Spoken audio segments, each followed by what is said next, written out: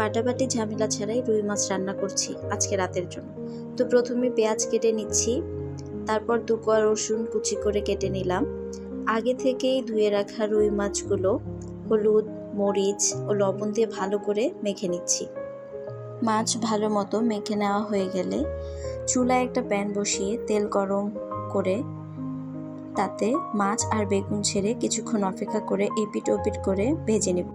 ভেজে নেওয়া মাছগুলো নামিয়ে রেখে অন্য একটা পাত্রে কেটে রাখা পেঁয়াজ ও রসুন কুচি ভেজে তাতে পানি দিয়ে একে একে হলুদ, মরিচ, ধনিয়া ও জিরা গুঁড়া ও লবণ মিশিয়ে নিব।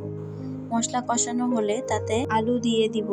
আলু কষানো হয়ে গেলে বেশ খানিকটা পানি দিয়ে ঢাকনা দিয়ে দিব।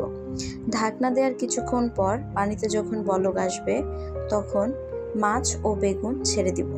পর কিছুক্ষণ অপেক্ষা করে জিরার গুঁড়া ছিটিয়ে নামিয়ে নিব। রাতে দুজনের খাওয়ার জন্য এতটুকুই যথেষ্ট ইনশাআল্লাহ।